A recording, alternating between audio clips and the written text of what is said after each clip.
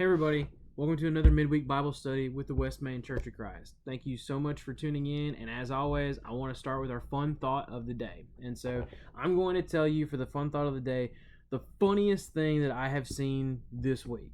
Okay, not a long fun thought, but I thought it would be something kind of interesting for you guys to go look up. So, as you guys know, schools are starting back this week, next week. Some have already gone back, and it's going to be one of those things where people are concerned, but in the light of everything that's going on, we can still have a little bit of fun.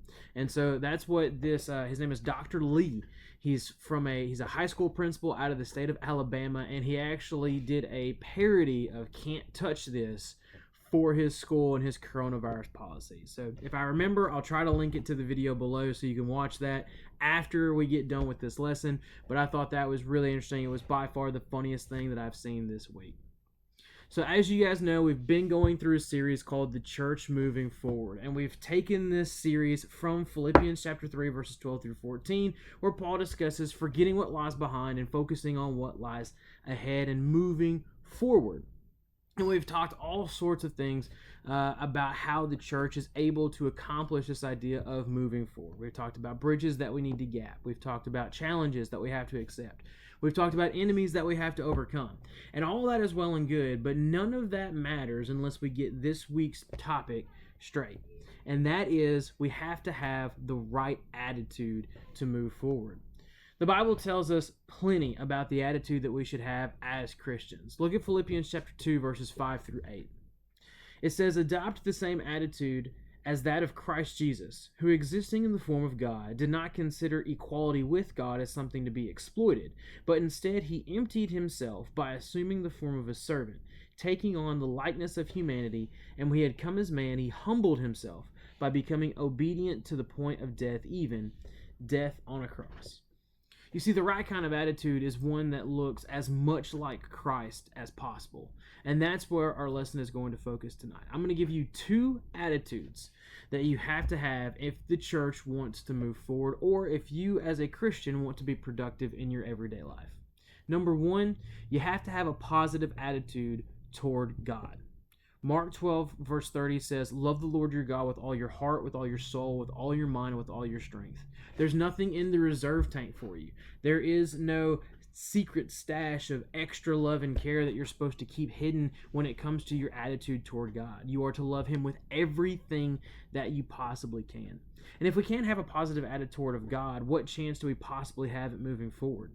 And that looks like a bunch of different things. Like, do we view our lives as a set of restrictions or things that we're allowed and blessed with the opportunity to do? Do we count our burdens or do we count our blessings? When we're caught in sin, are we sorry that we actually got caught, or do we feel some sort of remorse because we have broken God's heart? The attitude that you have toward God will dictate how you are going to grow, if you're going to be able to grow at all. How much you dedicate to learning His Word, even how you view and treat people. Our priorities are different. We don't care about the small things that we can fight over and bicker about. Yes, everybody has a different opinion of what should be going on right now. But if we have a positive attitude toward God, that also means having a positive attitude toward His people and all His creation. So if we want to move forward, we have to be able to have a positive attitude. And then number two, you have to be able to have a positive attitude toward life. If you decide that you're going to have a negative attitude toward life or a positive attitude toward life, this is going to be the difference if you are able to overcome the problems in your life or if the problems in your life are going to overcome you. Psalm 118 verse 24 says, "This is the day that the Lord has made. Let us rejoice and be glad in it." You see, every single day that we have is a blessing. And it gives us new opportunities to accomplish God's work for us every single day. Are things in this life always going to go the way that we plan? Absolutely not. The last 4 to 6 months has proven that beyond a shadow of a doubt, that things are going to change and that life is going to keep you off balance. However, when we take a more positive attitude toward God and toward life, we cherish it more. It makes us want to look for the opportunities, and we can be more excited about doing the work that God expects us to do. It's not about getting wrapped up in trivial issues or infighting amongst ourselves. It's not about dwelling on our burdens as much as it is embracing Another day with a chance to embrace our final goal, right? Which our goal is, if you listen to me on Wednesday nights out behind the face, you've heard me say this, that our goal is not necessarily to just get to heaven, but is to live as much like Christ as possible. And if we do that, heaven will be there for us. But we have to understand that the attitude that we have toward God, toward life, toward each other, toward the world is going to determine whether or not the church is able to move forward, or whether or not the church is going to end up going backward. Because we can bridge gaps, we can defeat enemies, we can overcome every obstacle that's in front of us, we can accept challenges, but if our attitude is not right, nothing is going to get accomplished.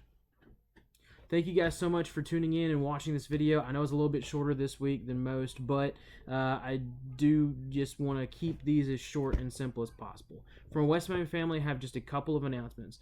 This is a reminder. Chelsea and I are going to be gone next week, so I want you all to know that this type of video that I have pre-recorded for you on Wednesday nights will not be up next week, okay?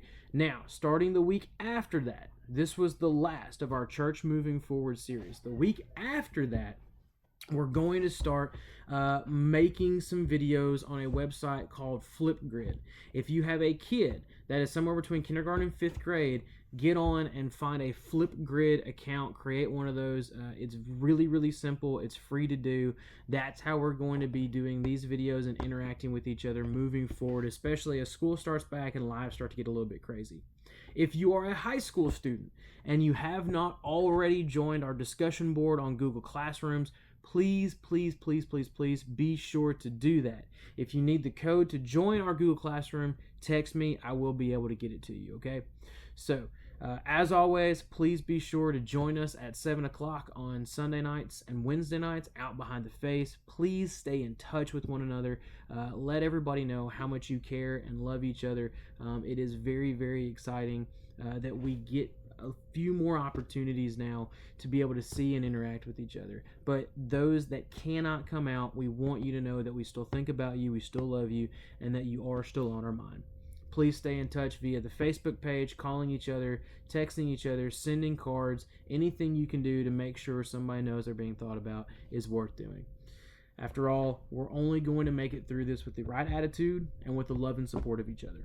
So for now, just hang in there. We love you. We can't wait to see you. Till next week. Not next week. 2 weeks from now. See, I know better.